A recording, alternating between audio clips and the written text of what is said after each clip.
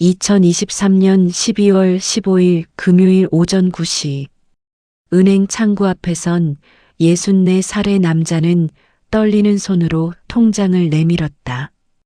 34년간 몸 바쳐 일한 데가 3억 2천만 원의 퇴직금. 오늘이 바로 그 돈을 받는 날이었다. 하지만 ATM기 화면에 찍힌 잔액은 겨우 237원. 고객님, 어제 저녁 8시 23분에 3억 1,900만 원이 타 계좌로 이체됐네요. 그 계좌의 주인은 30년을 함께한 동료였다. 형제보다 가까웠던 그 사람이었다. 책상 위에 놓인 쪽지에는 단 한 줄만 적혀 있었다. 형님, 미안합니다. 하지만 이것만이 제 딸을 살릴 방법이었습니다. 분노와 배신감 사이에서 한 남자의 긴 여정이 시작된다. 사연 시작 전 구독과 좋아요 부탁드립니다. 어디서 듣고 계신지 댓글로 남겨주세요. 그곳에 건강과 행복이 가득하길 기도하겠습니다. 제 이름은 김태수입니다. 올해 64입니다. 이야기를 시작하기 전에 먼저 말씀드리고 싶은 게 있습니다. 저는 평범한 사람입니다. 특별히 잘난 것도 없고 돈을 많이 번 것도 아닙니다. 그저 성실하게 살아왔다고 자부할 뿐입니다. 아침 일찍 출근하고 야근도 마다하지 않았으며 회식 자리도 빠지지 않았습니다. 회사가 어려울 때는 월급을 받지 못해도 참았고 승진해서 밀려도 묵묵히 일했습니다. 34년입니다. 제 인생의 절반 이상을 한 회사에 바쳤습니다. 26 청년이 64 노인이 되기까지 저는 그 회사에서 자랐고 늙었고 이제 떠나게 됐습니다. 1989년 3월 2일 그날을 저는 아직도 생생하게 기억합니다. 새로 산 구두가 발에 맞지 않아 아팠고 버스를 잘못 타서 지각할 뻔했습니다. 회사 건물 앞에서 한참을 서성이며 용기를 냈습니다. 괜찮을 거야. 할 수 있어. 26 청년은 그렇게 스스로를 다독이며 첫 출근을 했습니다. 그날 만난 사람들 중에는 지금까지 함께한 이들도 있고 중간에 떠난 이들도 있습니다.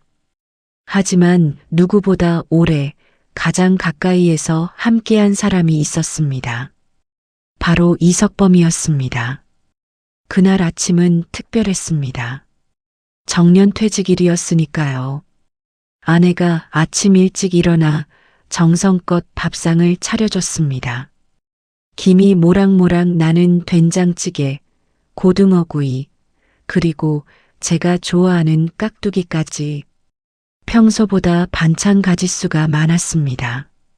밥그릇도 평소에 쓰던 것이 아니라 명절 때나 쓰는 좋은 그릇이었습니다. 여보, 오늘로 정말 끝이네요. 아내가 제 맞은편에 앉으며 조용히 말했습니다. 목소리에 아쉬움과 안도가 섞여 있었습니다. 저는 숟가락을 들다 말고 아내를 바라봤습니다. 결혼한 지 38년이 됐습니다. 25과 23에 만나 지금까지 함께했습니다. 아내의 얼굴에도 세월의 흔적이 역력했습니다. 눈가에 주름이 깊어졌고 머리카락 사이사이로 흰머리가 보였습니다. 하지만 제게는 여전히 가장 아름다운 사람이었습니다. 고생 많으셨어요. 아내의 말에 저는 대답 대신 밥을 한 숟가락 떴습니다. 뭐라고 말해야 할지 몰랐습니다. 고생했다고 해야 할까요? 아니면 이제 편하게 살자고 해야 할까요? 말이 목구멍에서 맴돌다 그냥 삼켜졌습니다. 사실 저도 잘 몰랐습니다.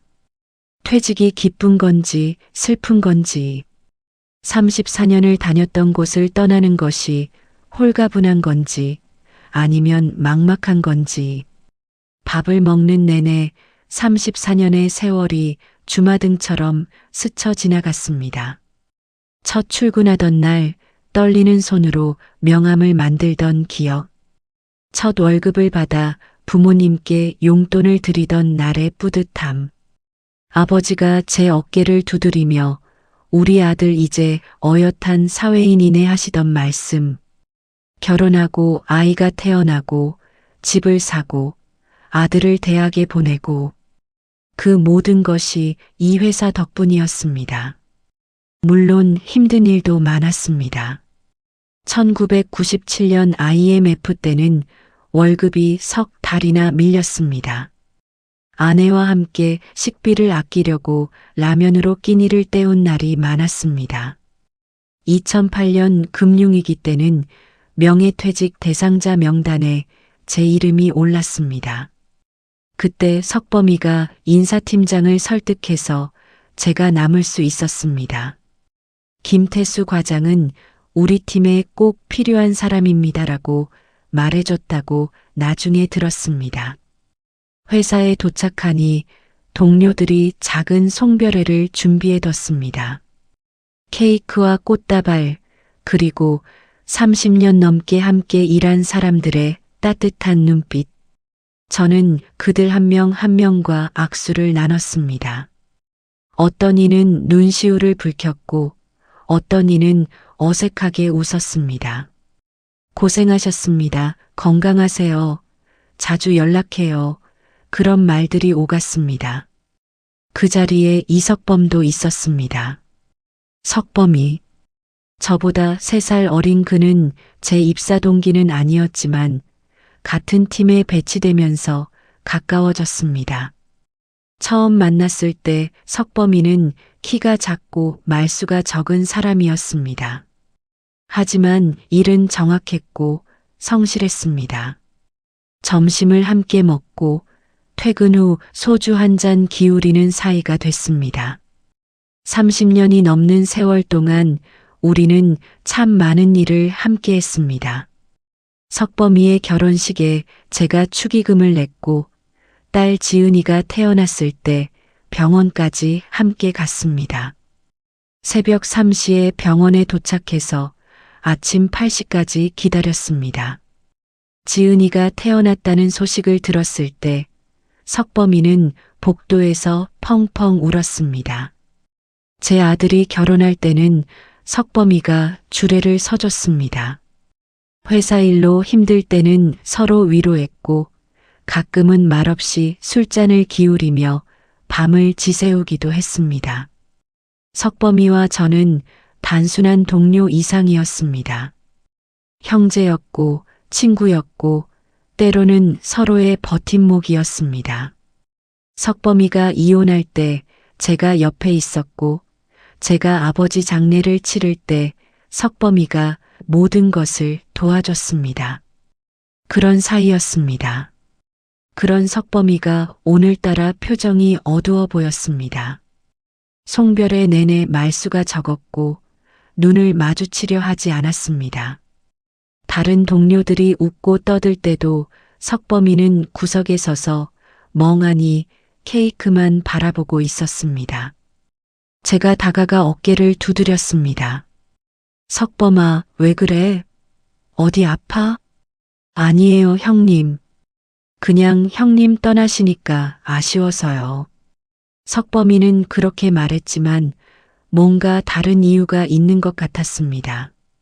눈을 계속 피하고 손으로 컵을 만지작거리고 발로 바닥을 긁적거렸습니다. 뭔가 말하고 싶은데 못하는 것 같았습니다. 하지만 저는 그냥 넘어갔습니다. 오늘은 제 마지막 날이니까 모두가 조금씩은 우울할 거라고 생각했습니다. 오후가 되자 인사팀에서 연락이 왔습니다. 퇴직금 처리가 완료됐다는 내용이었습니다. 저는 가슴이 두근거렸습니다. 34년 동안 쌓인 퇴직금.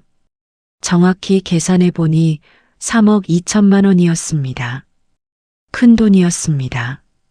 평생 이렇게 많은 돈을 한꺼번에 받아본 적이 없었습니다. 가장 많이 받았던 것이 아버지 상속받은 2천만 원이었는데 그것도 빚 갚고 나니 얼마 남지 않았었습니다. 3억 2천만 원. 이 돈으로 무엇을 할까 고민했습니다. 아내와 제주도 여행을 갈까? 아니면 손주들에게 용돈을 좀 푸짐하게 줄까? 작은 가게라도 하나 차릴까? 아니면 그냥 은행에 넣어두고 이자로 생활할까? 은행에 가는 길이 가벼웠습니다. 눈이 내리고 있었지만 춥지 않았습니다. 오히려 마음이 설렜습니다. 34년간의 노고가 숫자로 확인되는 순간이었으니까요. 버스를 타고 가면서도 계속 웃음이 났습니다. 옆에 앉은 젊은이가 저를 쳐다봤지만 신경 쓰이지 않았습니다. 은행에 도착해 새 통장을 만들었습니다. 창구 직원이 친절하게 설명해 줬습니다. 젊은 여직원이었는데 축하드립니다. 오랫동안 고생하셨네요 라고 말하며 웃어줬습니다. 곧 입금되실 겁니다. ATM기에서 확인하실 수 있어요. 저는 ATM기 앞에 섰습니다. 제 뒤에 두세 명이 더 기다리고 있었습니다. 카드를 넣고 비밀번호를 눌렀습니다. 떨리는 손으로 잔액 조회 버튼을 눌렀습니다. 화면에 숫자가 떴습니다. 잔액 237원. 처음에는 제가 잘못 본 줄 알았습니다. 눈을 감았다 떴습니다. 안경을 벗어닫고 다시 썼습니다. 화면을 손으로 문질러 봤습니다. 하지만 숫자는 변하지 않았습니다. 237원. 겨우 편의점에서 음료수 하나 살 수 있는 금액이었습니다. 뭔가 잘못됐다고 생각했습니다. 시스템 오류일 거라고, 아직 입금이 안 됐을 거라고, 컴퓨터가 고장 났을 거라고. 저는 급하게 은행 창구로 달려갔습니다. 줄을 서 있는 사람들을 지나쳐 직접 창구 직원에게 다가갔습니다. 저기 방금 통장 만들었는데요. 퇴직금이 아직 안 들어왔나 봐요. 창구 직원은 제 통장을 받아 컴퓨터로 확인했습니다. 키보드를 두드리고 마우스를 클릭하고 화면을 뚫어지게 쳐다봤습니다. 그리고는 난감한 표정을 지었습니다. 고객님, 어제 저녁 8시 23분에 3억 1,900만 원이 타 계좌로 이체됐네요. 네. 그게 무슨 말씀이세요? 제가 이체한 적 없는데요. 제 목소리가 커졌습니다. 주변 사람들이 저를 쳐다봤습니다.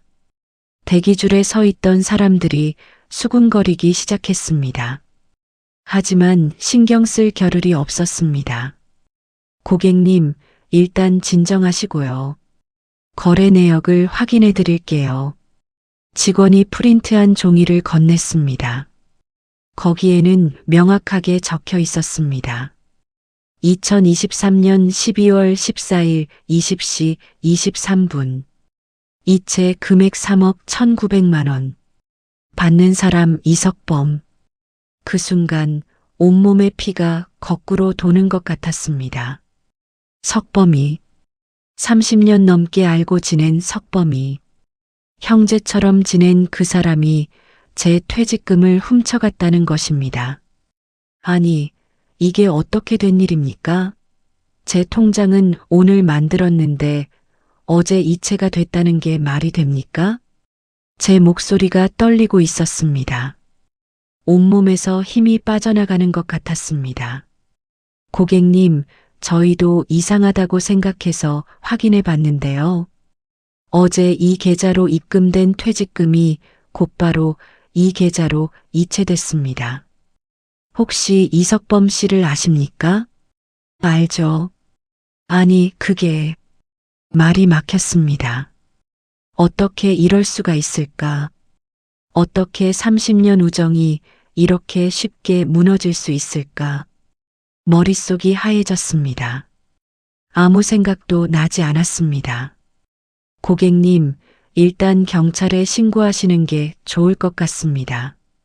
이건 명백한 범죄거든요. 저희가 거래 내역서를 출력해 드릴게요. 직원은 서류 몇 장을 출력해서 저에게 건넸습니다. 저는 그것을 받아들고 멍하니 은행을 나왔습니다. 눈이 내리고 있었습니다. 하얀 눈송이가 제 어깨 위에 쌓였습니다. 하지만 춥지 않았습니다. 아니, 추운지 더운지 느낄 수조차 없었습니다. 다리가 후들거렸습니다. 가슴이 답답했습니다. 숨을 쉬기가 힘들었습니다. 은행 앞 벤치에 주저앉았습니다. 손에 들고 있던 서류를 계속 들여다봤습니다. 이석범. 그 이름을 계속 읽었습니다. 믿고 싶지 않았습니다. 이게 꿈이었으면 좋겠다고 생각했습니다. 얼마나 시간이 지났을까요? 누군가 제 어깨를 두드렸습니다. 경찰관이었습니다. 어르신, 괜찮으세요? 여기 계속 앉아 계셔서. 아, 네. 괜찮습니다. 저는 일어나려고 했지만 다리에 힘이 없었습니다. 경찰관이 저를 부축해줬습니다. 무슨 일 있으세요? 안색이 안 좋으신데. 아니에요. 괜찮아요. 집으로 돌아오는 길이 막막했습니다. 버스를 탔지만 어디로 가는지도 몰랐습니다.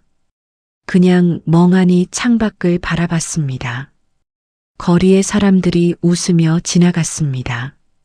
크리스마스가 다가오니 거리는 화려한 불빛으로 가득했습니다.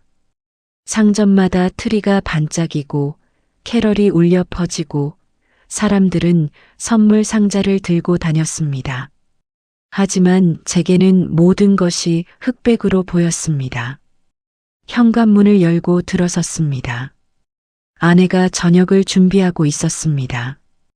부엌에서 고등어 굽는 냄새가 났습니다. 평소 같으면 좋아했을 냄새였는데 오늘은 아무 느낌도 없었습니다. 여보, 벌써 왔어요? 저녁 거의 다 됐어요. 오늘은 특별히 갈비찜도 했어요. 당신 좋아하는 거잖아요. 아내는 밝게 웃으며 말했습니다. 퇴직금 받아온 남편을 위해 특별한 저녁을 준비한 것이었습니다. 저는 아무 말도 할 수 없었습니다. 그냥 식탁 앞에 주저앉았습니다. 여보, 무슨 일 있어요? 얼굴이 왜 그래요? 어디 아파요? 아내가 앞치마를 벗으며 제 옆에 앉았습니다. 걱정스러운 표정으로 제 얼굴을 들여다봤습니다. 제 손을 잡았습니다. 아내의 손이 따뜻했습니다. 퇴직금이 없어졌어요. 네. 무슨 소리예요? 오늘 받으러 갔잖아요. 이석범이 가져갔어요. 석범 씨가? 왜요? 어떻게요? 저는 아내에게 은행에서 있었던 일을 설명했습니다. 아내는 말없이 듣고 있었습니다. 처음에는 믿을 수 없다는 표정이었다가 점점 창백해지더니 마지막에는 눈물을 흘리기 시작했습니다. 그럼 우리 돈이 34년 동안 모은 돈이 없어요. 다 없어졌어요. 어떻게 이럴 수가. 아내는 식탁에 엎드려 울기 시작했습니다. 저도 눈물이 났습니다. 하지만 울 수가 없었습니다. 그냥 멍하니 천장만 바라봤습니다. 그날 밤 저는 잠을 이룰 수가 없었습니다. 천장을 바라보며 온갖 생각이 머릿속을 스쳤습니다. 어떻게 이럴 수가 있을까? 30년 우정이 이렇게 쉽게 무너질 수 있는 건가? 석범이는 왜 이런 짓을 한 걸까? 돈이 그렇게 급했나? 왜 말을 하지 않았을까? 분노가 치밀어 올랐습니다. 하지만 동시에 배신감이 더 컸습니다. 돈을 잃은 것도 억울하지만 30년 동안 쌓아온 신뢰가 무너진 것이 더 아팠습니다. 형제처럼 지냈는데, 내 일처럼 기뻐하고, 내 일처럼 슬퍼했는데, 그런 사람이 나를 배신하다니. 새벽 2시쯤 됐을까요? 현관문 앞에서 소리가 났습니다. 누군가 편지를 넣고 간 것 같았습니다. 저는 일어나 현관으로 갔습니다. 바닥에 봉투 하나가 놓여 있었습니다. 봉투 겉면에는 제 이름이 또박또박 적혀 있었습니다. 석범이의 글씨였습니다. 30년을 봐온 글씨라 단번에 알 수 있었습니다. 떨리는 손으로 봉투를 열었습니다. 편지지 한 장과 병원 진단서 사본 한 장이 들어 있었습니다. 먼저 진단서를 펼쳤습니다. 환자명 이지은, 생년월일 1996년 3월 15일, 진단명 급성골 수성백 혈병 어규트 MIELOID 루키미어, 진단일 2023년 9월 3일, 소견 즉각적인 골수이식 필요, 적합한 기증자를 찾지 못할 경우 생존율 급격히 감소, 예상 치료 비용 약 3억 원. 지은이, 석범이의 딸. 제가 어렸을 때부터 봐온 그 아이가 백혈병이라니.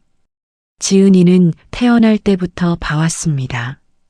100일 때 우리 부부가 금반지를 선물했고 돌잔치 때는 케이크를 사갔습니다. 초등학교 입학할 때 책가방을 사줬고 중학교 입학할 때는 자전거를 선물했습니다. 대학 합격했을 때는 축하 식사를 대접했습니다. 그런 아이가 이제 죽을 수도 있다는 것입니다. 편지를 펼쳤습니다. 석범이의 글씨는 평소와 달리 흐트러져 있었습니다. 마치 떨리는 손으로 쓴 것 같았습니다. 군데군데 얼룩이 있었습니다. 눈물 자국인 것 같았습니다. 형님께 이 편지를 쓰는 지금 저는 형님을 볼 면목이 없습니다. 30년 넘게 형제처럼 지내온 형님을 배신한 제가 너무 비열하고 추악하게 느껴집니다. 거울을 볼 수가 없습니다. 제 얼굴이 보기 싫습니다. 하지만 형님, 저는 정말 방법이 없었습니다. 석 달 전 9월 초였습니다. 지은이가 계속 피곤하다고 했습니다. 처음에는 취업 준비 때문에 스트레스 받는 줄 알았습니다. 요즘 젊은이들 다 그러니까요. 하지만 얼굴이 점점 창백해지고 자주 코피를 흘렸습니다. 아침에 일어나지 못하고 밥도 제대로 먹지 못했습니다. 동네 병원에 갔습니다. 의사 선생님이 혈액 검사를 하더니 큰 병원에 가보라고 했습니다. 표정이 심각했습니다. 뭔가 큰일이 날 것 같은 불길한 예감이 들었습니다. 서울대병원에서 정밀 검사를 받았습니다. 일주일을 기다렸습니다. 그 일주일이 1년처럼 느껴졌습니다. 결과를 들으러 갔을 때 의사 선생님의 표정을 보고 저는 알았습니다. 심각하다는 것을요. 급성골 수성백 혈병이라고 했습니다. 즉시 치료해야 한다고 골수이식이 필요하다고 했습니다. 형제자매가 있으면 확률이 높은데 지은이는 외동이라 비혈연자, 기증자를 찾아야 한다고 했습니다. 하지만 그것도 시간이 오래 걸리고 맞는 사람을 찾기 어렵다고 했습니다. 그래서 제 골수를 검사했습니다. 반만 맞았습니다. 부모 자식 간에도 완전히 일치하지는 않는다고 했습니다. 하지만 이식은 가능하다고, 다만 거부 반응이 있을 수 있다고 했습니다. 형님, 그때 의사 선생님이 말했습니다. 치료비가 3억 원 필요하다고요. 3억? 형님, 저는 평생 모은 돈이 5천만 원밖에 없었습니다. 지은이 대학 등록금 내고 생활비 대고 이혼 위자료 주고 하다 보니 그게 전부였습니다. 은행에 대출을 알아봤습니다. 제 신용 등급이 낮다고 했습니다. 예전에 카드값을 몇 번 연체한 적이 있었거든요. 대출이 5천만 원밖에 안 나온다고 했습니다. 캐피탈도 알아봤습니다. 거기는 이자가 연 20%가 넘었습니다. 친척들에게 빌리려고 했습니다. 형님, 저는 무릎을 꿇었습니다. 제 인생에서 남에게 무릎 꿇은 건 처음이었습니다. 하지만 다들 외면했습니다. 어떤 이는 전화를 끊었고 어떤 이는 문전박대했습니다. 요즘 누가 그런 큰 돈을 빌려주냐고 했습니다. 매일 밤 지은이가 병상에서 점점 약해지는 걸 봤습니다. 머리카락이 빠지고 음식을 먹지 못하고 고통스러워하는 걸 봤습니다. 제 딸이 죽어가고 있었습니다. 형님, 아버지가 자식이 죽어가는 걸 보면서 아무것도 할 수 없다는 게 얼마나 끔찍한 일인지 아십니까? 그때 형님의 퇴직금 이야기를 들었습니다. 3억이 넘는다고. 34년 동안 모은 소중한 돈이라고. 처음에는 절대 그럴 수 없다고 생각했습니다. 형님의 노후 자금인데 어떻게 그럴 수 있겠습니까? 하지만 매일 밤 지은이의 얼굴이 떠올랐습니다. 제 딸이 죽는 모습이 악몽처럼 나타났습니다. 형님, 저는 나쁜 사람입니다. 도둑입니다. 배신자입니다. 30년 우정을 한순간에 팔아버린 비열한 인간입니다. 하지만 형님, 저는 아버지입니다. 제 딸이 죽어가는데 손 놓고 볼 수 없었습니다. 형님께 무릎 꿇고 사죄드립니다. 평생 용서받지 못할 죄를 지었습니다. 하지만 제 딸만은 살리고 싶었습니다. 죄송합니다. 정말 죄송합니다. 이석범 올림. 편지를 읽는 내내 눈물이 흘러내렸습니다. 편지를 다 읽고 한참을 멍하니 앉아 있었습니다. 분노해야 할까요? 아니면 이해해야 할까요? 저는 알 수 없었습니다. 30년 우정이 이렇게 끝나야 하는 건가요? 제 퇴직금으로 남의 딸을 살려야 하는 건가요? 아내가 제 옆에 앉았습니다. 편지를 함께 읽었습니다. 여보. 아내는 말을 잇지 못했습니다. 눈가가 붉어져 있었습니다. 지은이가 그렇게 아프다는 걸 몰랐어요. 나도 몰랐어요. 우리는 한참 동안 말없이 앉아 있었습니다. 새벽 공기가 차갑게 느껴졌습니다. 밖에서는 여전히 눈이 내리고 있었습니다. 거실 시계 초침 소리만 똑딱똑딱 울렸습니다. 여보, 우리 어떻게 해야 해요? 아내가 물었습니다. 모르겠어요. 정말 모르겠어요. 경찰에 신고해야 하나요? 대답할 수가 없었습니다. 신고하면 석범이는 감옥에 가게 됩니다. 횡령죄로. 그렇게 되면 지은이는 어떻게 되는 걸까요? 치료는?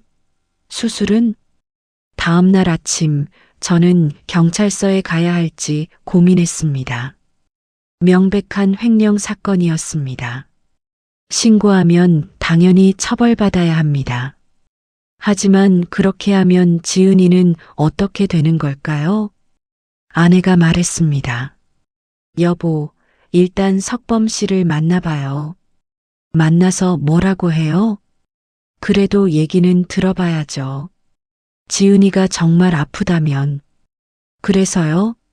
그럼 우리 돈을 쓰라고 허락해야 하나요? 제 목소리가 높아졌습니다. 아내는 눈물을 흘렸습니다. 미안해요. 제가 잘못 말했어요. 아니에요. 당신 잘못이 아니에요. 저는 아내를 안았습니다. 우리는 한참을 그렇게 서 있었습니다. 고민 끝에 저는 석범이의 집으로 향했습니다. 석범이는 저희 집에서 차로 20분 거리에 있는 작은 빌라에 살고 있었습니다. 오래된 건물이었고 벽에는 페인트가 벗겨져 있었습니다. 계단에는 녹이 슬어 있었습니다. 3층까지 올라가는데 숨이 찼습니다. 무릎이 아팠습니다. 한 계단 한 계단 오르는 것이 힘들었습니다. 석범이의 집 앞에 섰습니다. 현관문에는 이석범이라는 이름표가 붙어 있었습니다.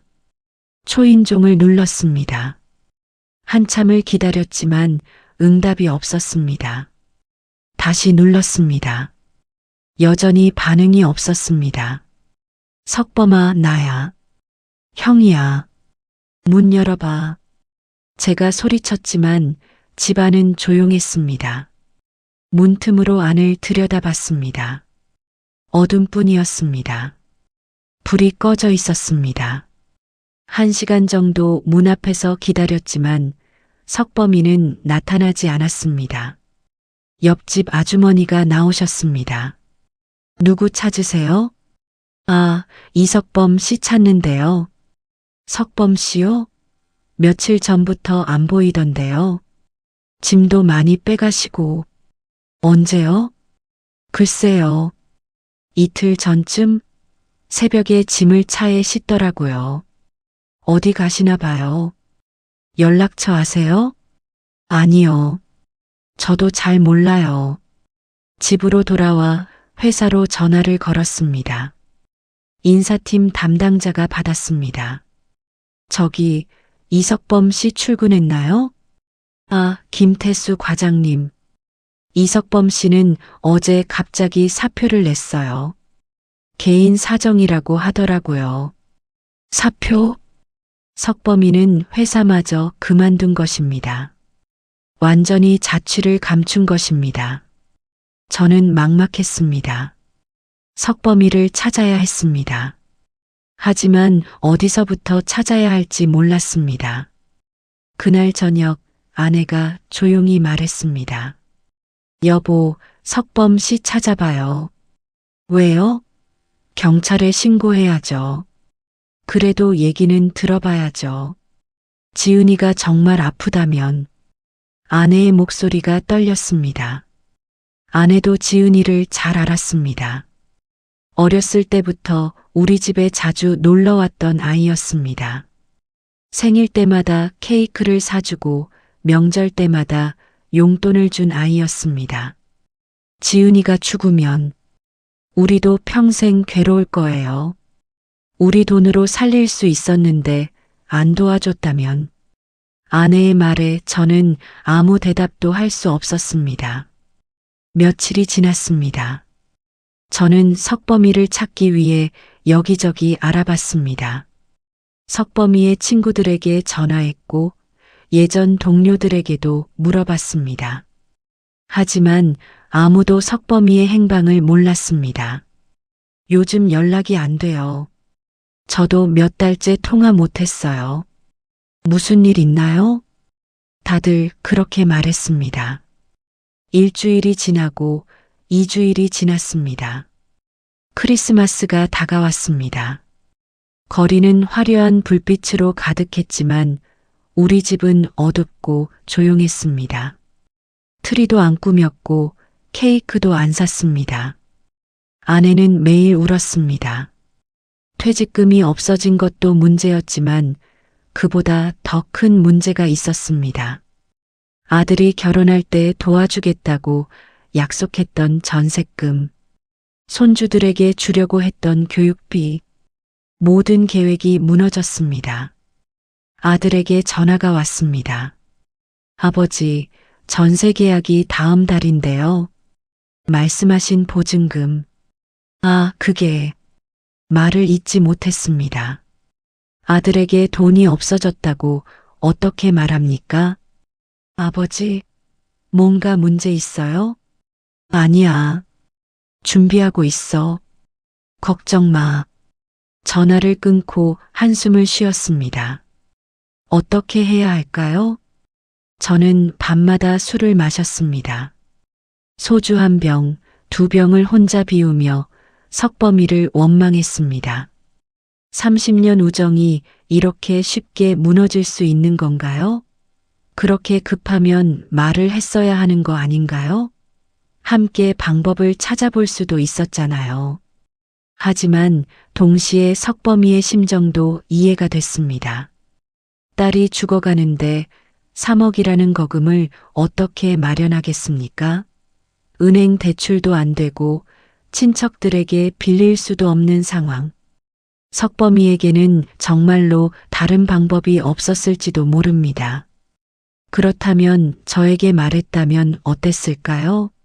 솔직히 자신이 없었습니다. 3억을 그냥 줄 수 있었을까요? 제 퇴직금인데 34년 동안 고생해서 모은 돈인데 아마 못 줬을 겁니다. 아무리 친한 사이라도 3억은 너무 큰 돈입니다. 그렇다면 석범이의 선택을 이해해야 하는 걸까요? 저는 알 수 없었습니다. 어느 날 저녁 예상치 못한 전화가 왔습니다. 석범이의 전 부인 은숙 씨였습니다. 석범이와 은숙 씨는 10년 전에 이혼했습니다. 지은이는 아버지인 석범이와 살았고 은숙 씨는 혼자 살고 있었습니다. 혹시 석범이 소식 아세요? 전화기 너머로 여자의 떨리는 목소리가 들렸습니다. 저도 찾고 있어요. 왜요? 지은이가 입원했다는 문자가 왔어요. 근데 어느 병원인지 안 알려주더라고요. 문자요? 언제 왔어요? 어제요.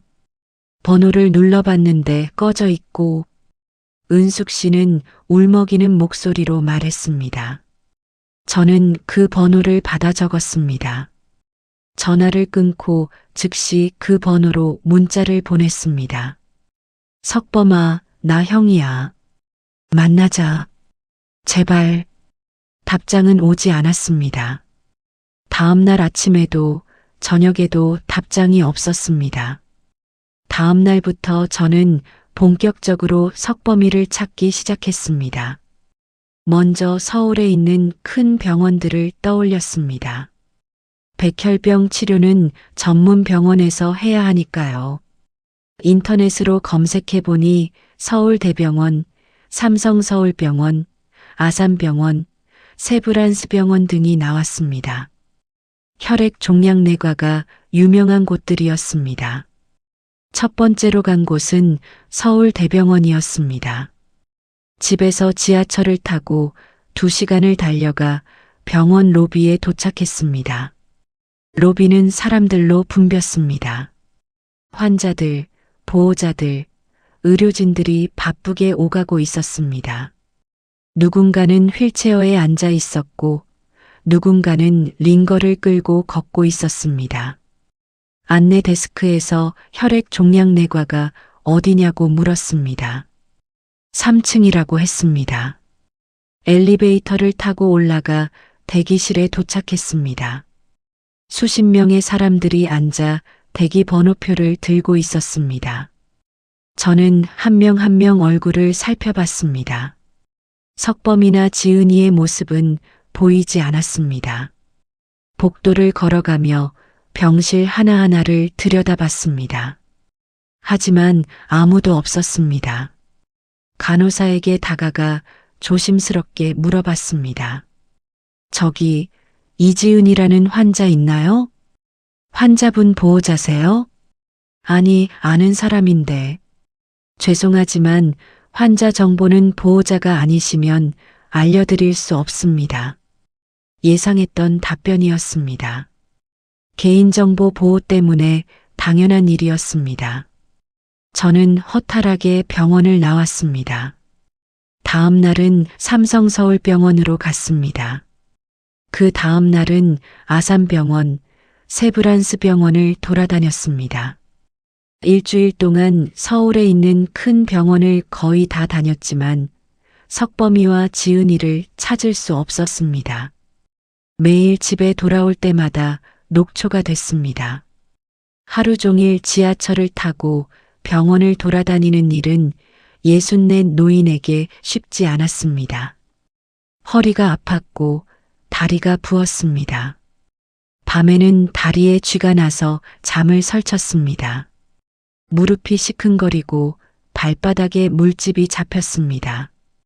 아내는 걱정스러운 표정으로 저를 바라봤습니다. 여보, 이제 그만해요. 몸만 상하잖아요. 혈압도 높아졌어요. 조금만 더요. 꼭 찾아야 해요. 저는 고집을 부렸습니다. 솔직히 말하면 석범이를 찾아서 무엇을 하겠다는 명확한 목표는 없었습니다. 돈을 돌려받을 수 있을까요? 아마 어려울 겁니다. 이미 병원비로 쓰였을 테니까요. 그럼 경찰에 신고할까요? 이미 신고는 했습니다. 경찰은 수사 중이라고 했지만 진전이 없었습니다. 그럼 대체 왜 찾으려는 걸까요? 어느 날 밤 혼자 소주를 마시며 생각했습니다. 제가 원하는 게 뭘까요? 복수일까요? 아니면 용서를 구하는 석범이의 모습을 보고 싶은 걸까요? 아니었습니다. 저는 그냥 진실을 알고 싶었습니다. 30년 동안 함께했던 사람이 왜 이런 선택을 했는지, 정말로 다른 방법은 없었는지, 그리고 지금 지은이는 어떻게 지내고 있는지 알고 싶었습니다.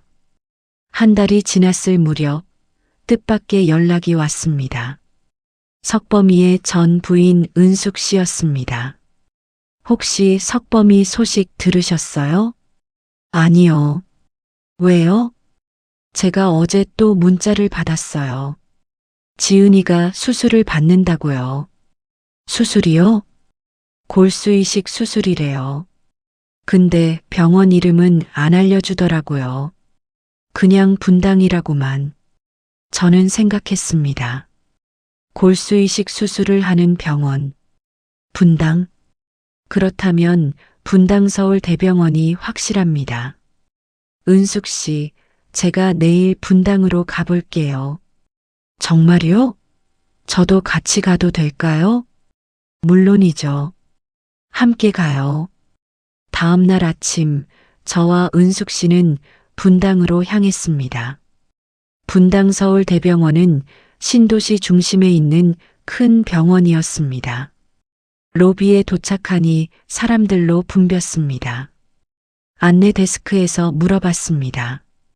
혈액 종양내과가 어디 있나요? 3층입니다. 엘리베이터 타고 올라가시면 됩니다. 3층에 도착해 복도를 걸어갔습니다. 대기실 앞에는 여러 사람들이 앉아 있었습니다. 저는 한 명 한 명 얼굴을 살폈습니다. 그때였습니다.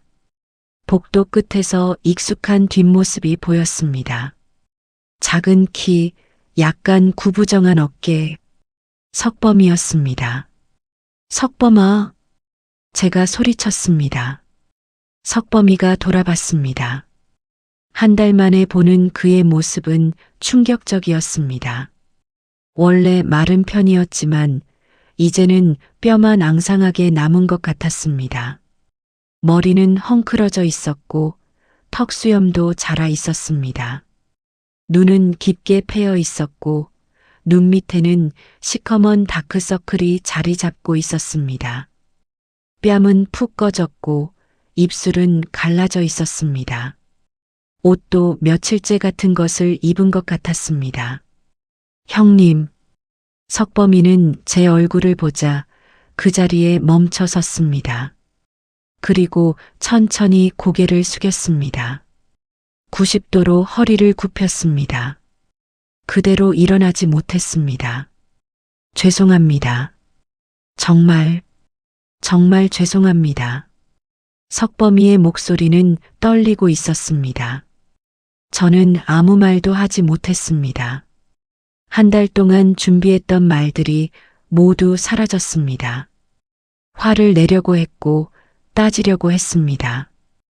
하지만 석범이의 모습을 보는 순간 그 어떤 말도 입 밖으로 나오지 않았습니다.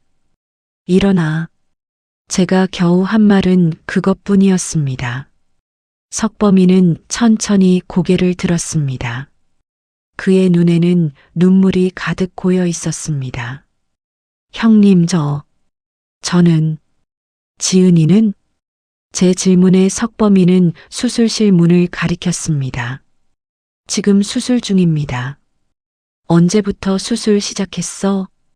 3시간 전이요. 저는 수술실 앞 대기 의자에 앉았습니다. 석범이도 옆에 앉았습니다. 우리는 한참 동안 아무 말 없이 앉아 있었습니다. 은숙 씨가 다가왔습니다. 석범이를 보고는 눈물을 흘리기 시작했습니다. 지은이 어떻게 됐어요? 많이 아파요? 수술 중이에요. 의사 선생님이 잘 되고 있다고 했어요. 석범이의 목소리는 가라앉아 있었습니다. 우리는 셋이서 수술실 앞에 앉아 기다렸습니다. 시간이 천천히 흘렀습니다. 1시간, 2시간, 3시간. 수술실 문은 열리지 않았습니다. 석범이가 먼저 입을 열었습니다. 형님, 제가 편지를 남겼는데 읽었어. 정말 죄송합니다. 형님한테 무슨 말을 해도 용서받을 수 없다는 걸 알아요. 석범아. 네, 형님. 지은이 상태가 어때? 석범이는 한참 동안 대답하지 못했습니다. 그리고 떨리는 목소리로 말했습니다. 의사 선생님이 50%래요. 수술이 성공해도 50%라고. 50%. 반반의 확률. 지은이가 살 수도 있고 죽을 수도 있다는 것입니다. 형님의 돈으로 제 딸을 살리려고 하는데 그 돈으로도 확실하지 않대요. 석범이는 고개를 떨구고 흐느끼기 시작했습니다. 저는 석범이의 어깨에 손을 올렸습니다. 위로의 말을 하고 싶었지만 입이 떨어지지 않았습니다. 수술실 불빛이 여전히 켜져 있었습니다. 우리는 그렇게 기다렸습니다. 수술실 앞 대기실의 시간은 참 느리게 흘렀습니다. 벽에 걸린 시계를 보면 겨우 10분밖에 지나지 않았고 다시 보면 또 10분. 1분 1초가 1시간처럼 느껴졌습니다. 수술 중이라는 빨간 불빛이 켜진 지 벌써 6시간이 지나고 있었습니다. 석범이는 의자에 앉아있지도 못하고 복도를 왔다 갔다 했습니다. 은숙 씨는 의자 구석에 웅크리고 앉아 눈물을 훔치고 있었습니다. 저는 무엇을 해야 할지 몰랐습니다. 30년 넘게 알고 지낸 친구, 그의 딸이 지금 생사의 기로에 서 있습니다. 제 퇴직금 3억으로 수술을 받고 있는 그 아이, 미워해야 할까요? 아니면 살기를 빌어야 할까요? 복잡한 감정이 뒤엉켰습니다. 형님, 석범이가 제 옆에 섰습니다. 손에 자판기 커피 2개를 들고 있었습니다. 말씀 좀 들어주실 수 있으세요? 말해. 우리는 복도 끝 창가로 갔습니다. 밖으로는 눈이 내리고 있었습니다. 하얀 눈이 조용히 쌓이고 있었습니다. 지은이 일을 처음부터 얘기해도 될까요? 저는 고개를 끄덕였습니다. 석범이는 깊게 숨을 들이쉬고 이야기를 시작했습니다. 3달 전이었어요. 9월 초였죠. 지은이가 저녁을 먹다가 갑자기 코피를 흘렸어요. 처음에는 대수롭지 않게 생각했어요. 요즘 날씨가 건조해서 그런가 보다 했죠. 휴지로 막아주고 그냥 넘어갔어요. 석범이의 목소리는 떨리고 있었습니다.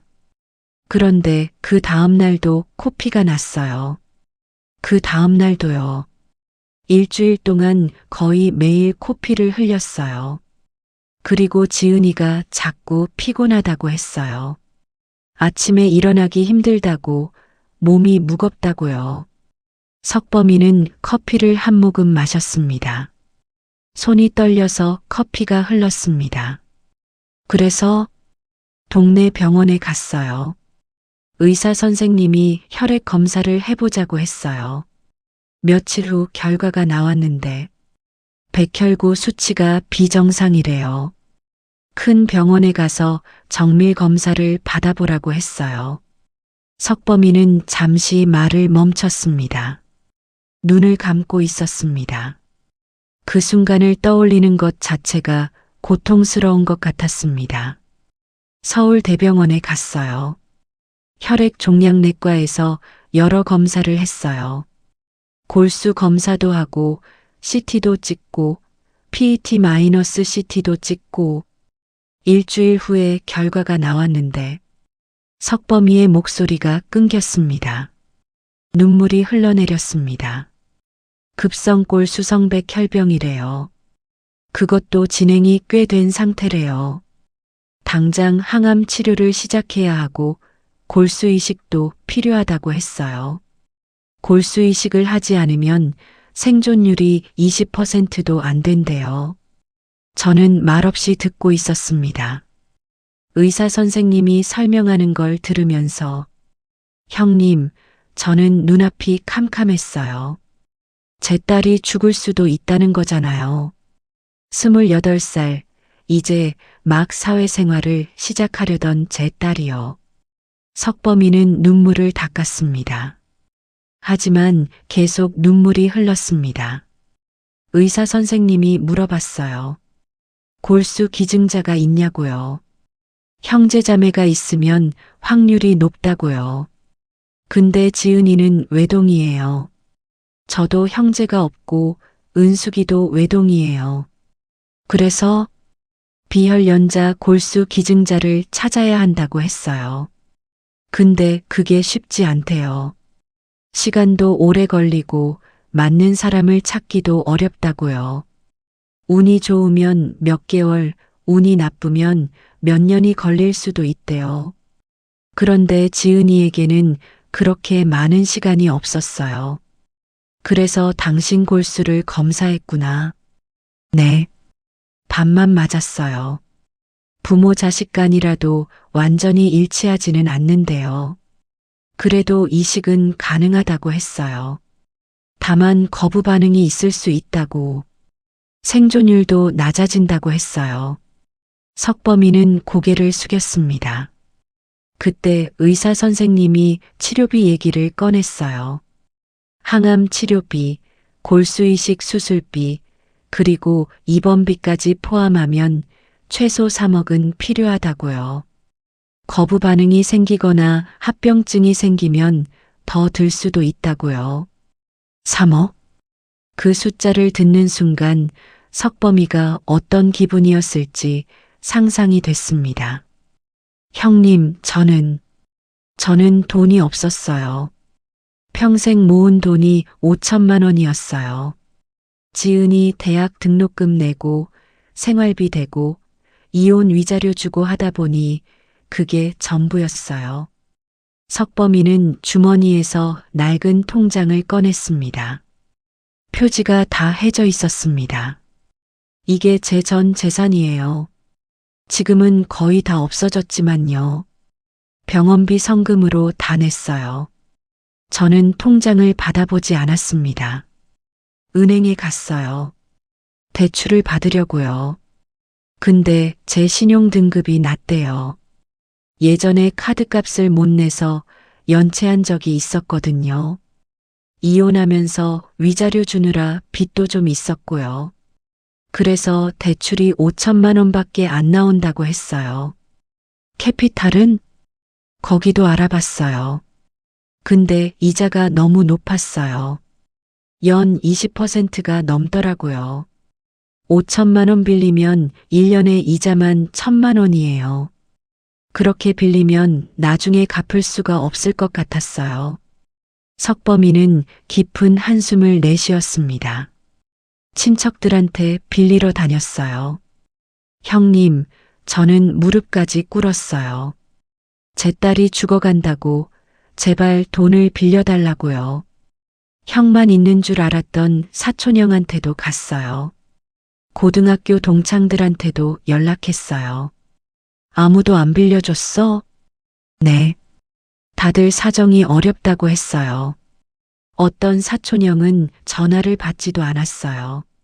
문자를 보냈더니 미안하다는 답만 왔어요. 어떤 친구는 요즘 누가 그런 큰 돈을 빌려주냐고 했어요. 내가 갚을 수 있을 것 같냐고 물어봤어요. 석범이는 벽에 머리를 기댔습니다. 매일 밤 지은이를 병원에 데려다 주고 집에 돌아오면 형님, 저는 미칠 것 같았어요. 제 딸이 죽어가는데 저는 아무것도 할 수 없었어요. 소파에 앉아서 멍하니 천장만 바라봤어요. 술을 마셔도 취하지 않았어요. 잠을 자려고 해도 잠이 안 왔어요.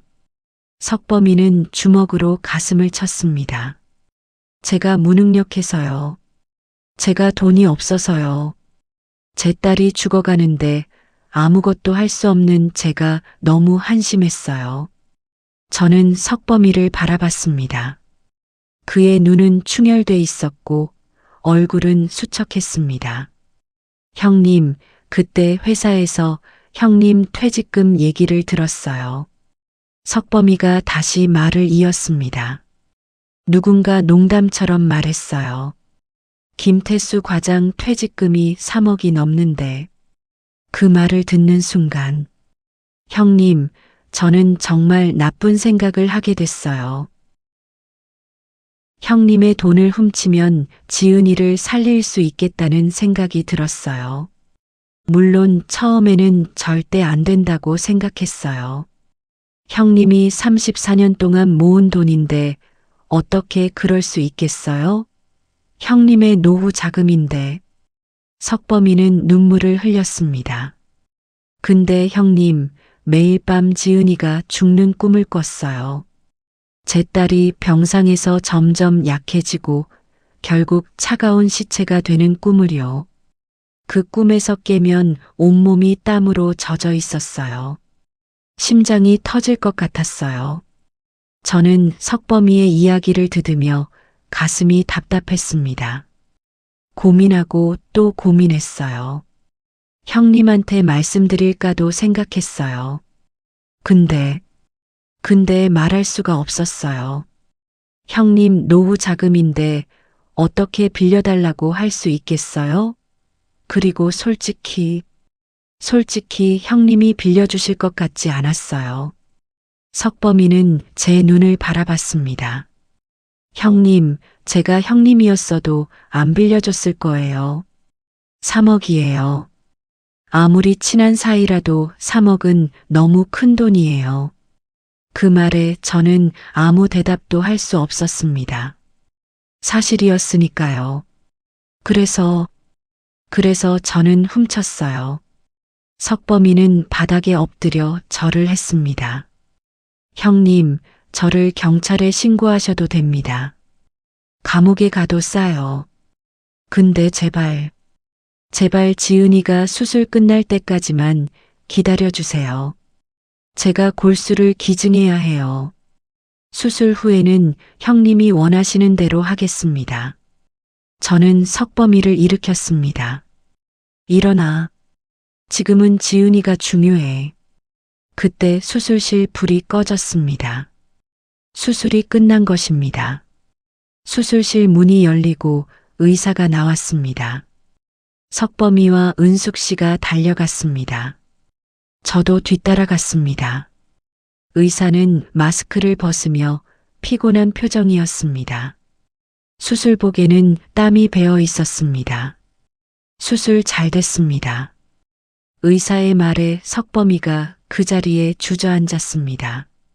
무릎을 꿇고 고개를 숙였습니다. 감사합니다. 감사합니다. 선생님. 하지만 앞으로가 중요합니다. 의사는 진지한 표정으로 말했습니다. 골수 이식 후 거부 반응이 있을 수 있고 감염에도 취약합니다. 환자분의 면역력이 거의 없는 상태라서 무균실에서 지내야 합니다. 최소 한 달은 격리 상태로 있어야 하고 면회도 제한적입니다. 알겠습니다. 뭐든 하겠습니다. 석범이는 의사에게 계속 고개를 숙였습니다. 보호자분은 골수 기증을 하셨으니 지금은 좀 쉬셔야 합니다. 병실로 가시죠. 의사가 간호사에게 눈짓했습니다. 간호사가 휠체어를 가져왔습니다. 저는 괜찮습니다. 지은이 곁에 있고 싶어요. 지금은 면회가 안 됩니다.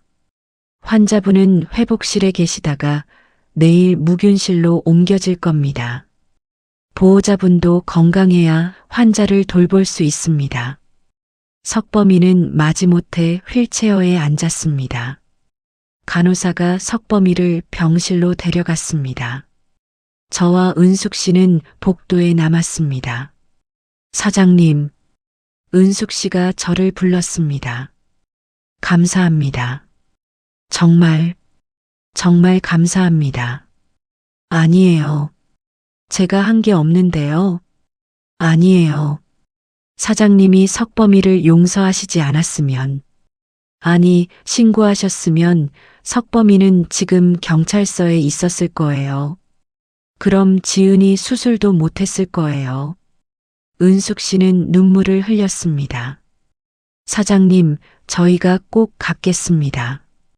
평생이 걸려도 꼭. 됐어요. 지금은 지은이 회복하는 게 중요해요. 저는 그렇게 말하고 병원을 나왔습니다. 집으로 가는 길 버스에 앉아 창밖을 바라봤습니다. 수술은 성공했습니다. 하지만 아직 안심할 수 없다고 했습니다. 50%의 확률.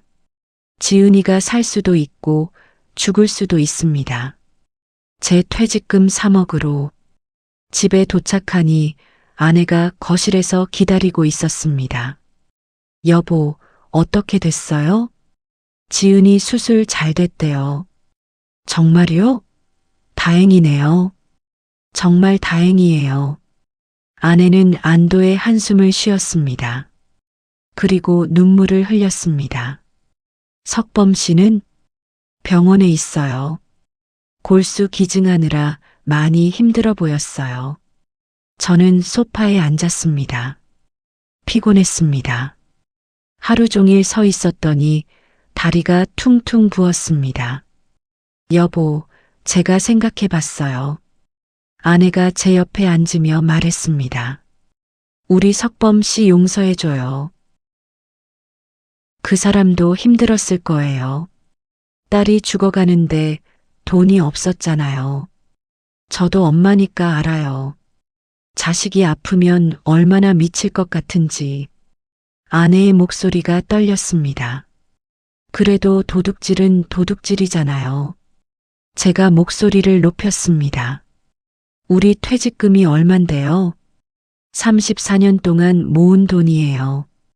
우리 노후 자금이었어요. 아들 전세금도 줘야 하고 손주들 교육비도 도와줘야 하는데. 알아요. 저도 알아요. 아내의 눈에서 눈물이 흘렀습니다. 근데 여보, 우리는 그래도 건강하잖아요. 아들도 있고 며느리도 있고 손주들도 있잖아요. 우리 가족은 다 건강해요. 석범 씨는 이제 혼자예요. 이혼하고 혼자 살면서 딸만 바라보고 살았어요. 그 딸마저 잃을 뻔했어요. 그 사람이 더 불쌍해요. 아내의 말에 저는 아무 대답도 할 수 없었습니다. 그날 밤 저는 잠을 이룰 수 없었습니다. 침대에 누워 천장을 바라보며 생각했습니다. 용서해야 할까요? 30년 우정. 그것이 얼마나 소중한지 저는 잘 압니다. 석범이와 함께한 시간들. 기쁠 때도 슬플 때도 함께했던 그 시간들. 하지만 3억. 제 평생 노후 자금. 그것도 소중합니다. 어떻게 해야 할까요? 며칠이 지났습니다. 저는 일자리를 찾기 시작했습니다. 퇴직금이 없으니 일을 해야 했습니다. 64세 나이에 일자리를 구하는 것은 쉽지 않았습니다. 여기저기 이력서를 냈지만 대부분 나이가 많다는 이유로 거절당했습니다. 어떤 곳은 면접도 안 봐줬습니다. 전화로 나이를 물어보고 바로 끊었습니다. 한 달쯤 지났을까요? 작은 아파트 관리사무소에서 연락이 왔습니다. 경비원을 찾는다는 내용이었습니다. 면접을 보러 갔습니다. 젊은 관리소장이 저를 보더니 물었습니다. 나이가 좀 있으신데 괜찮으시겠어요?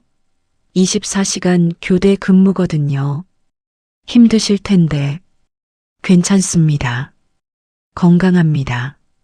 지금까지 아픈 적 한 번 없었어요. 급여는 한 달에 220만 원입니다. 주말 수당 포함해서요. 식대는 따로 없고요. 220만 원. 34년 동안 회사를 다니며 마지막에 받던 월급의 절반도 안 되는 금액이었습니다. 하지만 거절할 수 없었습니다. 하겠습니다. 그럼 다음 주 월요일부터 나오시면 됩니다. 유니폼은 저희가 드릴게요. 일주일 후부터 출근하기 시작했습니다. 경비실은 좁고 추웠습니다. CCTV 모니터를 보며 앉아 있거나 단지 내를 순찰하는 일이었습니다. 처음에는 자존심이 상했습니다. 34년간 사무실에서 일하던 사람이 경비원이 되다니. 같은 아파트에 사는 옛 동료를 마주칠 때면 고개를 숙이고 피했습니다. 하지만 일을 하다 보니 나름대로 보람도 있었습니다. 아저씨, 안녕하세요. 아이들이 인사하며 지나갔습니다. 밝은 목소리로 수고하세요. 주민들이 고개를 숙이며 인사했습니다. 진심이 담긴 인사였습니다. 작은 일이었지만 누군가에게 필요한 사람이라는 느낌이 들었습니다. 어느 날 저녁 순찰을 마치고 경비실로 돌아오는데 누군가 서 있었습니다. 석범이었습니다. 형님, 석범아, 여긴 어떻게? 형님이 여기서 일하신다는 얘기를 들었어요. 회사 동료한테 들었어요. 석범이는 손에 봉투를 들고 있었습니다. 그리고 많이 좋아 보였습니다. 얼굴에 살이 좀 올랐고 옷도 깔끔했습니다. 이거 받아주세요. 또 돈이야? 안 받는다고 했잖아. 돈 아니에요. 석범이는 봉투에서 편지와 사진을 꺼냈습니다. 지은이가 쓴 편지예요. 그리고 지은이 최근 사진이고요. 사진 속 지은이는 많이 회복된 모습이었습니다. 머리카락도 조금씩 자라고 있었고 얼굴에 생기가 돌았습니다. 무균실 유리창 너머로 웃고 있었습니다. 편지를 펼쳤습니다. 삼촌께. 삼촌, 안녕하세요. 지은이에요. 먼저 죄송하다는 말씀을 드리고 싶어요. 저 때문에 삼촌이 평생 모으신 돈을 잃으셨잖아요. 정말 죄송해요. 하지만 삼촌 덕분에 제가 살았어요. 의사 선생님이 그러시는데 조금만 늦었어도 위험했대요. 삼촌이 아니었으면 저는 지금 이 세상에 없었을 거예요. 삼촌, 제가 꼭 은혜를 갚을게요. 다시 건강해지면 열심히 일해서 돈을 벌어서 꼭 갚을게요. 그리고 삼촌, 제 아빠 좀 용서해 주세요. 아빠는 정말 저를 살리고 싶어서 그런 거예요. 나쁜 사람이 아니에요. 제 아빠는 세상에서 제일 좋은 아빠예요. 삼촌, 감사합니다. 정말 감사합니다. 건강하세요. 이지은 올림. 편지를 읽고 있는데 눈물이 났습니다. 형님, 석범이도 울고 있었습니다. 고맙습니다. 정말 고맙습니다. 형님이 용서해 주셔서 지은이가 살았어요. 우리는 경비실 앞 벤치에 앉았습니다. 석범이가 편의점에서 가져온 빵과 우유를 꺼냈습니다. 점심 드셨어요? 먹었어. 거짓말. 경비실에 컵라면밖에 없던데요. 유통기한 지난 거 하나. 석범이는 빵을 제 앞에 놓았습니다. 드세요. 유통기한 하루 남은 거라 버릴 거였어요. 편의점에서 일하거든요. 편의점? 네. 야간 알바요. 밤 10시부터 아침 6시까지. 시급이 좀 높아요. 석범이는 우유를 마시며 말했습니다. 회사는 그만뒀어요. 지은이 간호하면서 다닐 수가 없더라고요. 지금은 낮에 병원 가고 밤에 편의점에서 일해요. 힘들지 않아? 괜찮아요. 젊을 때 야근 많이 했잖아요. 이 정도야. 석범이는 웃으려 했지만 얼굴에는 피곤이 역력했습니다. 눈밑이 까맣고 손에는 상처가 많았습니다. 석범아. 네. 요즘 어때? 지은이는 많이 좋아졌어요. 거부 반응도 없고 백혈구 수치도 올라가고 있대요. 한 달 후면 퇴원할 수 있을 것 같아요. 석범이의 얼굴에 처음으로 환한 미소가 번졌습니다. 형님, 제가 요즘 상담을 받고 있어요. 상담? 심리 상담이요. 구청에서 무료로 해준대요. 형님한테 너무 큰 죄를 지어서 밤에 잠을 못 자겠더라고요. 악몽을 꿨어요. 형님이 저를 감옥에 넣는 꿈, 지은이가 죽는 꿈. 그래.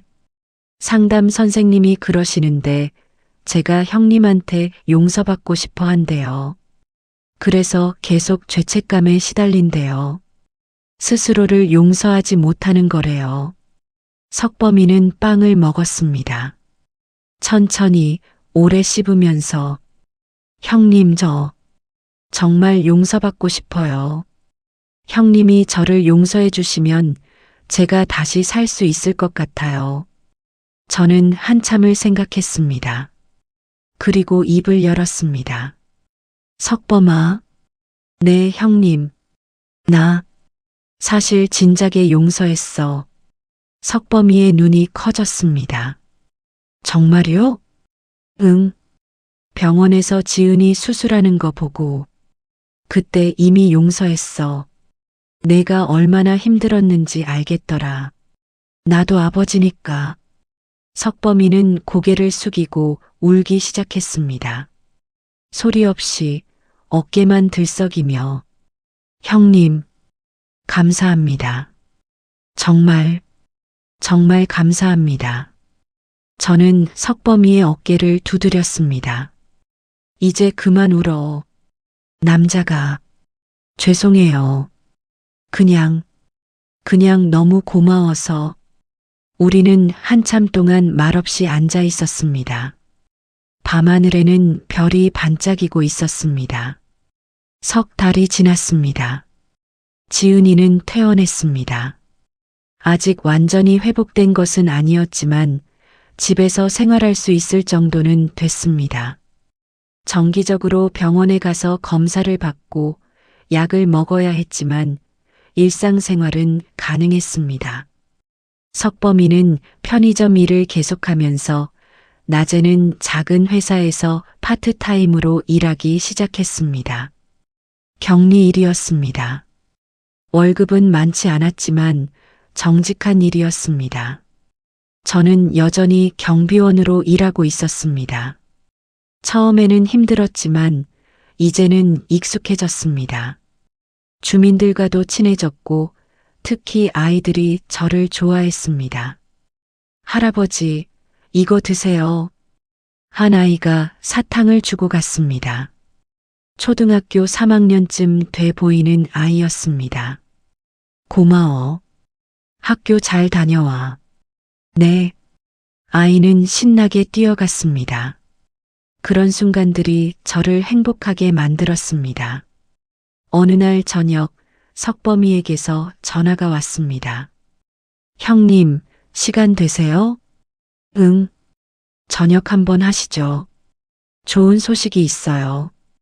우리는 예전에 자주 가던 삼겹살집에서 만났습니다. 그곳은 30년 전에도 있던 가게였습니다. 사장님도 그대로였습니다. 나이가 들어 머리는 하얗게 셨지만 여전히 반갑게 맞아줬습니다. 고기를 구우며 석범이가 입을 열었습니다. 형님, 제가 정규직으로 취직했어요. 정말? 어디? 작은 회사지만요. 격리부장으로 들어가게 됐어요. 월급도 괜찮아요. 축하해. 정말 잘 됐다. 형님 덕분이에요. 형님이 저를 용서해 주시고 다시 살 수 있는 기회를 주셔서요. 석범이는 소주잔을 들었습니다. 그리고 형님, 하나 더 좋은 소식이 있어요. 뭔데? 지은이가 인턴 합격했어요. 광고회사요. 지은이가 원하던 곳이에요. 와, 정말? 축하해. 다 형님 덕분이에요. 형님이 지은이를 살려주셔서 석범이의 눈에서 눈물이 흘렀습니다. 그만 울어. 오늘은 좋은 날인데. 죄송해요. 그냥 너무 감사해서. 우리는 술잔을 들었습니다. 건배. 식사를 하는 내내 웃음이 끊이지 않았습니다. 석범이는 회사 이야기를, 지은이 이야기를 했습니다. 제가 겪은 재미있는 경비 일화도 들려줬습니다. 식사가 끝나고 석범이가 말했습니다. 형님, 저 하나 고백할 게 있어요. 뭔데? 사실 은숙이랑 다시 만나고 있어요. 정말? 네.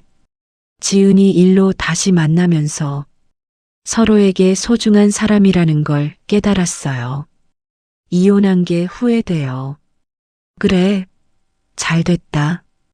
정말 잘 됐어. 다시 결혼하려고요. 형님, 그때 줄에 서주실 수 있으세요? 내가? 네. 형님이 서주시면 의미가 있을 것 같아서요. 형님이 저희를 다시 만나게 해주신 거니까요. 저는 잠시 망설였습니다. 하지만 곧 고개를 끄덕였습니다. 알았어. 서줄게. 석범이는 자리에서 일어나 깊게 절을 했습니다. 2달 후 석범이와 은숙 씨의 결혼식이 있었습니다. 작은 예식장이었지만 따뜻한 분위기였습니다. 하객은 많지 않았습니다. 가까운 친구들과 동료들, 그리고 가족들만 왔습니다. 저는 주례단에 올라 말했습니다. 신랑 신부는 한때 헤어졌지만 다시 만났습니다. 그 과정은 쉽지 않았습니다. 아픔도 있었고 눈물도 있었습니다. 딸이 큰 병을 앓으면서 두 사람은 다시 서로의 소중함을 깨달았습니다. 하객들이 고개를 끄덕였습니다. 인생은 때로 우리에게 시련을 줍니다. 하지만 그 시련을 통해 우리는 성장합니다. 신랑 신부가 바로 그런 경우입니다. 그들은 가장 어두운 순간에 서로를 다시 찾았고 이제 새로운 삶을 시작합니다. 저는 석범이를 바라봤습니다. 신랑은 딸을 살리기 위해 모든 것을 걸었습니다. 비록 그 과정이 올바르지는 않았지만 아버지로서의 사랑만큼은 진실했습니다. 그리고 그는 그 죄를 속죄하기 위해 노력하고 있습니다. 석범이의 눈에서 눈물이 흘렀습니다. 이제 신부와 함께 새로운 삶을 시작합니다. 2번째 기회를 얻은 것입니다. 이번에는 서로를 더 사랑하고 더 이해하며 살아갈 것입니다. 박수가 터져 나왔습니다. 주례사를 마치고 내려오는데 석범이가 저를 껴안았습니다. 형님, 감사합니다. 평생 감사하며 살겠습니다. 결혼식 후 피로연에서 지은이가 다가왔습니다. 머리카락이 어깨까지 자랐고 얼굴에는 화장을 했습니다. 건강해 보였습니다. 삼촌, 제가 삼촌께 드릴 게 있어요. 지은이는 봉투를 꺼냈습니다. 이게 뭐야? 제 첫 월급이에요. 인턴이라 많지는 않지만 200만 원이에요. 아니야. 내가 쓰렴. 안 돼요. 삼촌께 조금씩이라도 갚아야 해요. 아빠랑 약속했어요. 제가 번 돈으로 삼촌께 갚는다고요. 지은이는 제 손에 봉투를 쥐어줬습니다. 삼촌, 저 앞으로 매달 조금씩 드릴게요. 시간이 오래 걸려도 꼭 다 갚을게요. 제가 살아있는 한. 저는 지은이의 머리를 쓰다듬었습니다. 고맙다. 정말 고마워. 하지만 내 미래를 위해서. 아니에요. 이건 제 책임이에요. 저 때문에 삼촌이 고생하셨으니까요. 지은이는 고개를 숙였습니다. 집으로 돌아오는 길, 아내가 제 손을 잡았습니다. 여보, 우리 잘한 거죠? 잘했어요. 정말 잘했어요. 후회 안 해요? 3억이에요. 우리 평생 모은 돈인데. 전혀요. 오히려 잘 됐어요. 지은이가 살았잖아요. 아내는 웃으며 제 어깨에 기댔습니다. 여보, 당신이 자랑스러워요. 정말 멋있는 사람이에요. 갑자기 왜 그래요? 그냥요. 30년 우정을 지키고 한 생명을 살렸잖아요. 돈보다 더 소중한 걸 지킨 거예요. 저는 아내의 손을 꼭 잡았습니다. 반년이 더 지났습니다. 많은 것이 변했습니다. 석범이는 새 직장에서 안정적으로 일하고 있었습니다. 은숙 씨는 작은 카페를 열었습니다. 동네 주민들이 자주 찾는 아담한 카페였습니다. 석범이는 주말이면 카페에 가서 손님들을 도왔습니다.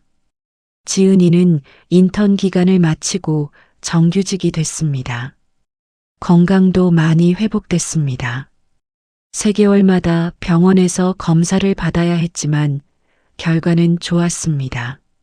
제발 징후가 없다고 했습니다. 저는 여전히 경비원으로 일하고 있었습니다. 아파트 주민들과는 이제 가족처럼 지냈습니다. 특히 아이들이 저를 할아버지라고 불렀습니다. 할아버지, 오늘 학교에서 상 받았어요. 정말 대단한데? 뭐 받았어? 그림 그리기 대회에서 1등 했어요. 우와, 우리 지수 정말 대단하네. 이런 소소한 대화들이 저를 행복하게 만들었습니다. 어느 겨울날 아침 우편함에 편지 한 통이 도착했습니다. 발신인은 석범이었습니다. 편지를 뜯어보니 사진 한 장과 편지가 들어 있었습니다. 사진은 석범인의 가족 사진이었습니다.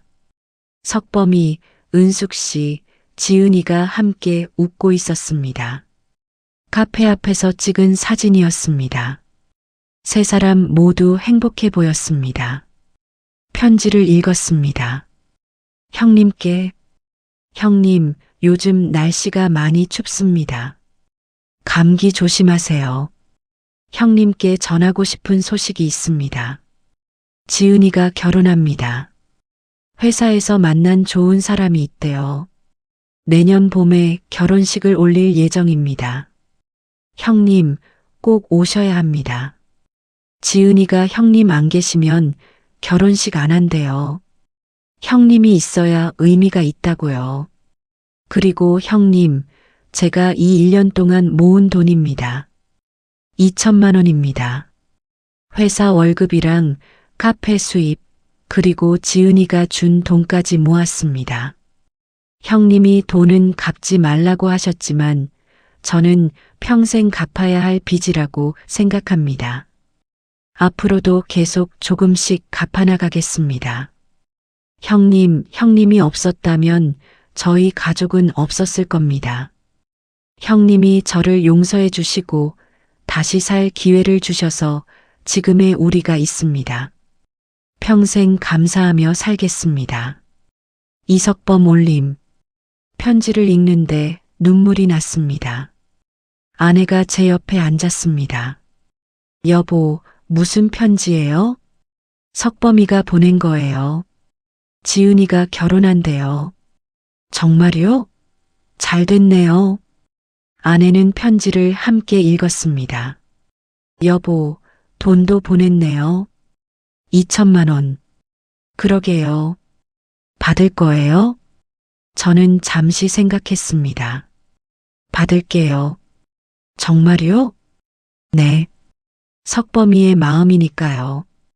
거절하면 석범이가 더 마음 아파할 것 같아요.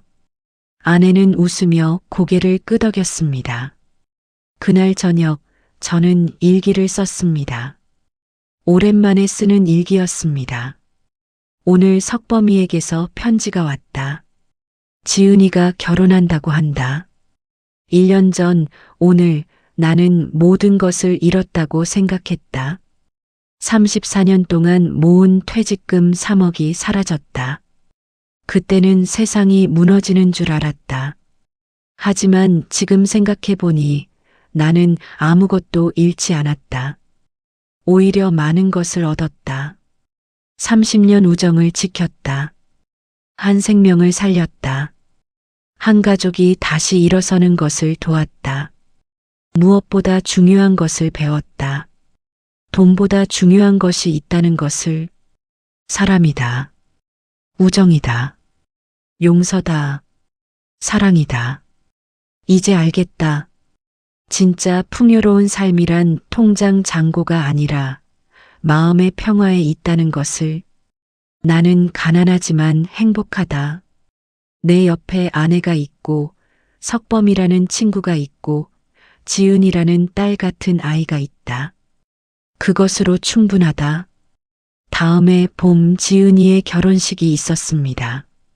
4월의 어느 화창한 날이었습니다. 아름다운 날이었습니다. 벚꽃이 만발한 예식장은 마치 동화 속 세계 같았습니다. 지은이는 웨딩드레스를 입고 환하게 웃고 있었습니다.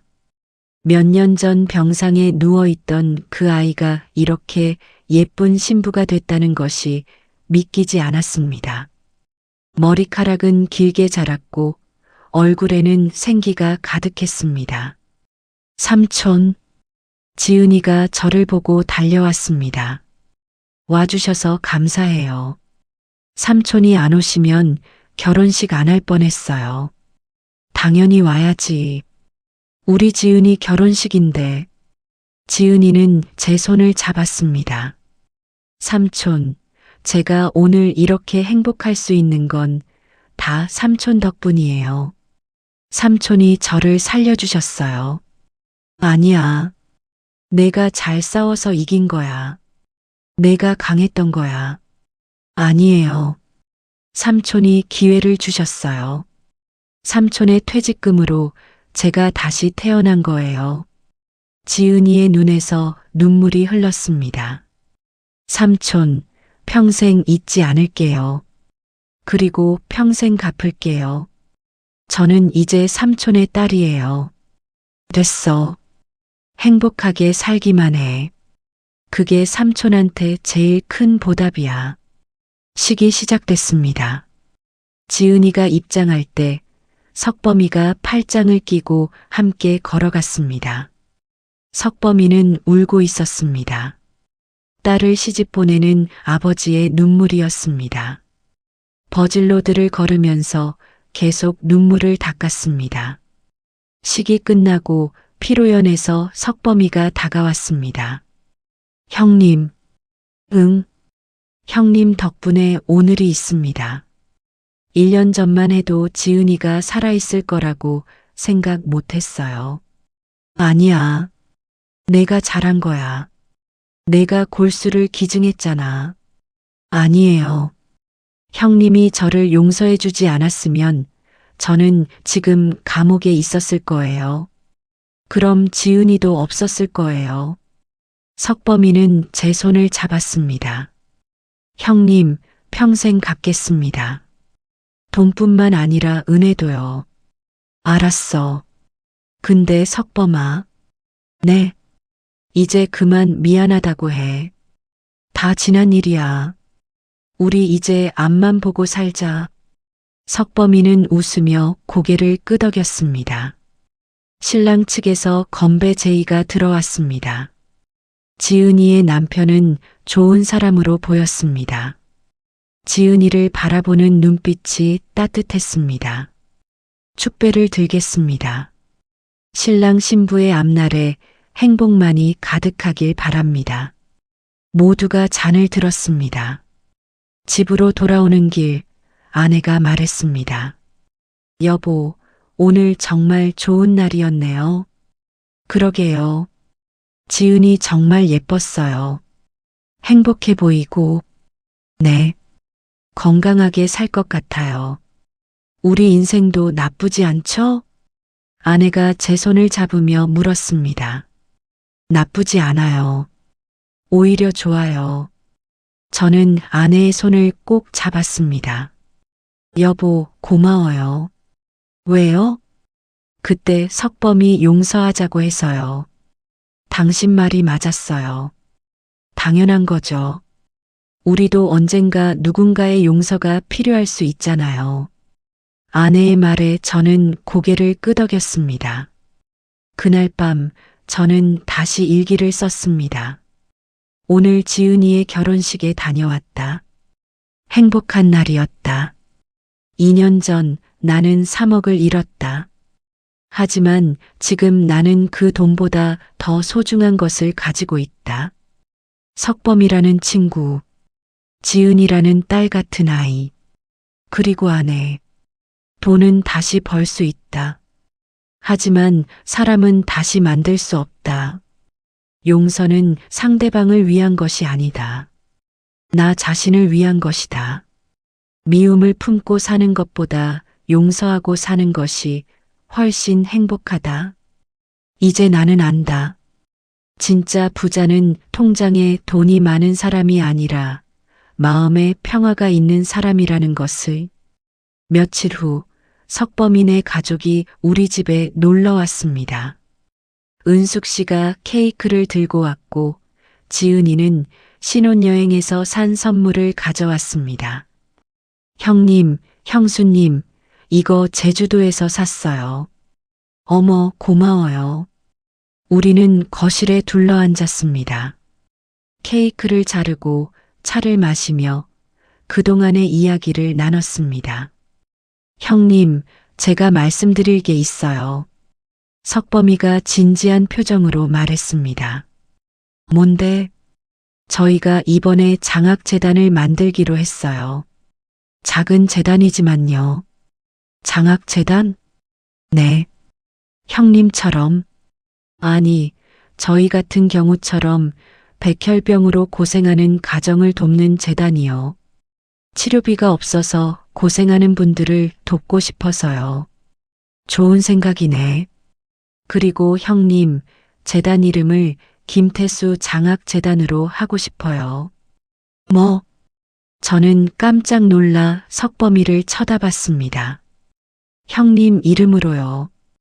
형님이 저희를 살려주셨으니까요. 형님의 선행을 많은 사람들이 알았으면 좋겠어요. 아니야. 그럴 필요 없어. 그냥 다른 이름으로. 안 됩니다. 형님 이름으로 해야 의미가 있어요. 석범이는 고집을 부렸습니다. 지은이와 은숙 씨도 고개를 끄덕였습니다. 형님 받아주세요. 이게 저희가 형님께 드릴 수 있는 유일한 선물이에요. 저는 한참을 망설이다가 고개를 끄덕였습니다. 알았어. 고마워. 그날 저녁 석범이네 가족이 돌아간 후 아내가 말했습니다. 여보, 장학재단이래요. 당신 이름으로. 그러게요. 부끄러운데. 부끄러울 게 뭐 있어요. 당신이 한 생명을 살렸잖아요. 자랑스러워요. 아내는 제 손을 잡았습니다. 여보, 우리 잘 살았네요. 잘 살았어요. 우리는 서로를 안았습니다. 여러분, 제 이야기를 끝까지 들어주셔서 감사합니다. 저는 퇴직금 3억을 잃었습니다. 34년 동안 모은 소중한 돈이었습니다. 하지만 그 돈으로 한 생명을 살렸습니다. 지은이라는 28살 젊은이가 다시 살아났습니다. 그리고 30년 우정을 지켰습니다. 석범이와 저는 여전히 형제처럼 지내고 있습니다. 처음에는 분노했습니다. 배신감에 잠을 이룰 수 없었습니다. 어떻게 친구가 나를 배신할 수 있을까? 어떻게 30년 우정을 이렇게 쉽게 무너뜨릴 수 있을까? 하지만 시간이 지나면서 깨달았습니다.